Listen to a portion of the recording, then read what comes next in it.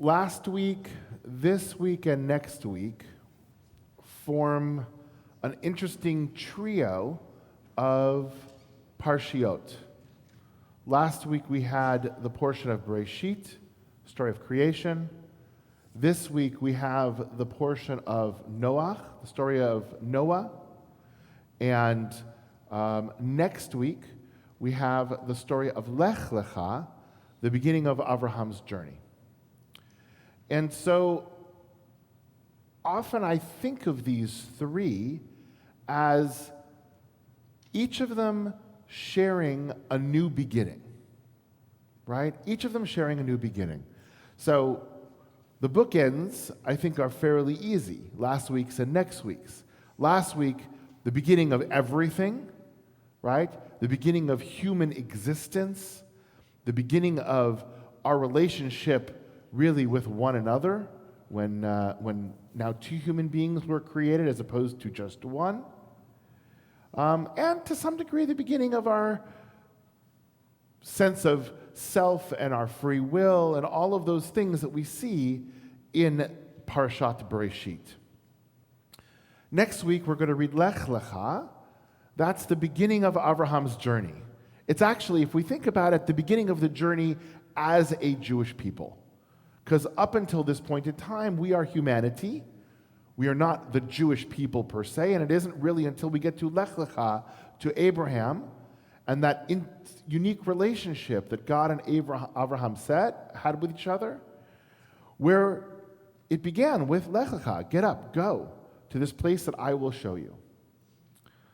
So my question then is, what is this week's beginning? Right? What do we see the beginning of in Parashat Noah, in the story of Noah? That's the question I want to start with today. What do you think? What do we find in this week's Parsha as a beginning? Well, after the flood, it's the beginning of humanity, really. So it's a restart, it's a re-beginning of humanity after the flood, certainly, right? There's only a certain group of people that were still left alive, and they are now going to take over and repopulate everything because everyone else has been wiped out. Good. I think we really see the beginning of evil. I mean, Hamas is mentioned, like, right there. Right? It's true, Hamas is mentioned. And a lot of rabbis, I'm sure, are going to speak about that this week. Yes, absolutely. We see the beginning of that. We see the beginning of, with the whole Migdal Bavel. Like, we see this people sort of sparring against each other, and everyone trying to just keep building that tower, something we hadn't seen yet before, the way that these groups of people are interacting and just basically making a mess of things. So Diana is arguing that we see the beginning of evil, right? I mean, we sort of saw it a little bit in last week's Parsha with the serpent and all of that kind of stuff, right? Although we as Jews don't lean into the idea of evil there the way that our Christian brothers and sisters do. But this week you're arguing that we see the beginning of evil, we see the beginning of strife, we see the beginning of dishonesty, we see the beginning of ambition in the Tower of Babel and everything that comes, right? All of these things we start to see in this week's Parsha. Good. Verse 13, Hamas. Yes. Anything else? What else do we see the beginning of?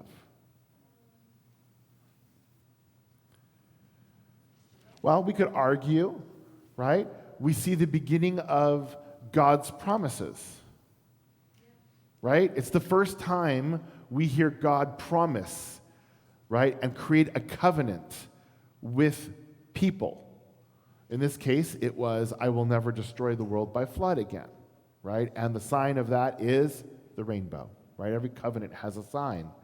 So that's another beginning. We see the beginning of this relationship between God and humanity vis-a-vis covenant, vis-a-vis this idea of promise and relationship. Anything else? Well, I don't know if this is the more commentary, but out of this is where we start getting a set of rules and laws, where we get the Noahide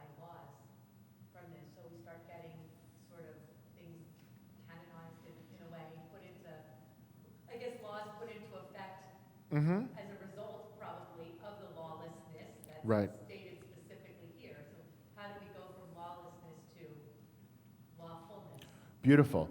So Diana says that it's the beginning of an attempt at society with laws, with rules. We get the Noahide laws from this section, right? The basic rules of humanity that we're supposed to live by, not the 613 commandments that we have later on as a Jewish people, but just everybody. These are the 7 basic laws that everyone is supposed to live by. Good. So I want to go back, actually, to something that Diana said, and I want to reframe it just a little bit. I see this as the beginning of learning to live in a world that isn't perfect. And it's actually something that both humans and God need to figure out, right? It's ultimately what led God to destroy the world, because it wasn't what God wanted. It was far from perfect.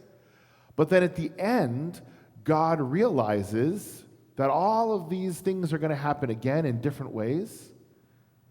And God still says, in spite of that, I'm not going to destroy the world again because of that. I am going to be okay. Okay is maybe a strong word. I'm going to accept the fact that the world isn't perfect. And for me as a Jew, that is a powerful moment of beginning, because it gives, to some degree, purpose to who we are. You've heard me teach, you've heard Rabbi Ern teach over the years that we see ourselves as partners with God in creation. Well, the reason for that is this week's Parsha. The world isn't perfect. And everybody sort of accepted that. I think there was almost a sense, at least in the Garden of Eden, and right, that humanity was going to live in this state of perfection. In the Garden of Eden, the world was going to be perfect. Humanity was going to be perfect. Everything was going to be hunky-dory. That's a technical term, right? But God started to see, and we start to see very early on, well, things aren't perfect. So the question is, what do we do about it, right? God's first response in the beginning of Noah is to say, I'm going to try to start over again. But God realized, even at that point in time, this world and human beings are never going to be perfect. Therefore, we created this partnership. And that's where the idea, by the way, I think of covenant comes from. God doesn't need us as part of a covenant. But we create this partnership to say, it's on us as well. We don't just sit around and say, God, please make this world a better world. We do. Of course we say that. We say that in our prayers all the time. But then we need to get up and do something about it as well. And as I was reading through Rabbi Sachs's lesson on this in his studies in spirituality, I was really in need of some spirituality this week. And so I figured that's the book I'm going to pick up from Rabbi Sachs. He brings a teaching from one of his teachers, actually, that he studied with, Rabbi Nachum Rabinovich. And he said when he was a young student, he was in one of his classes, and he brought a midrash from a book called Midrash Tanhuma Buber, right? It's a very particular version of Midrash Tanhuma that comes from a rare manuscript, and it has all sorts of midrashim that we don't see in the regular Midrash Tanhuma, but Martin Buber collected these from other manuscripts that he got, and this is the only place you can find it, right? These rare sections.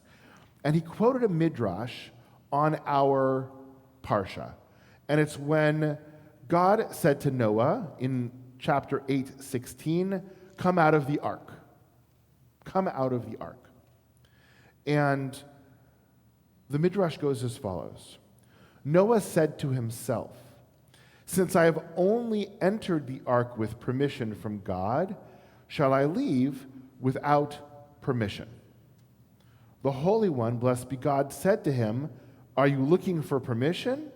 In that case, I give you permission. Come out of the ark. Now, that's not the interesting point. The interesting point is what the Midrash then adds in the name of Rabbi Yehuda bar Eli. He says, the rabbi later on, if I had been there, I would have smashed down the doors of the ark and taken myself out of it.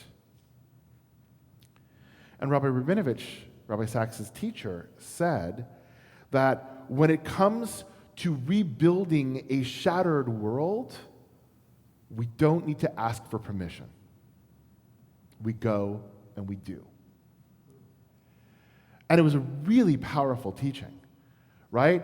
And it's one of the reasons, and then he goes on to a more classic midrash of why Noah was called somebody who walked with God, as opposed to other people who either walked behind God or walked in front of God, because Noah wasn't willing to take a lead. And it was sort of seen as a little bit of a not a demotion of Noah, but sort of like Noah could have been better. And that comes from this midrash here, that Noah waited for permission to go out and to start rebuilding the world after it was destroyed. And God finally gave him that permission. But the teaching is, when we face a world that is imperfect, as we've established in this week's Parsha, we don't need to ask for permission to go out and to rebuild it. We don't need to ask for permission to go out and to say, how do I make this better? It is our job as Jews to do so. And I find that comforting this week in the midst of a Parsha that really is about Hamas and evil and all those things. By the way, Hamas in the Hebrew here means chaos or destruction or lawlessness, right? That's what the word means. It has the same meaning, by the way, in Arabic, which is why this particular group chose it, right? That's their purpose, is destruction and chaos and lawlessness. In a Parsha that says this is the way the world is, we need this midrash to say, okay, now we need to go out and do it, and we don't need permission. We go out and we find ways to remove the darkness, bring light to the darkness. We find ways to bring order to the chaos and to rebuild the destruction that is out there. That's what we do. And so, as we face, last week I spoke about our feelings of tohu vavohu. This week my head, my heart is at, so what do we do next? How do we start to rebuild? And I found that. And next week, I think, as we read Lech Lecha, the journey, if we haven't heard it yet, if we need that permission, if we need that push from God to say, go out, do things, we're going to hear that next week in next week's Parsha. Shabbat Shalom.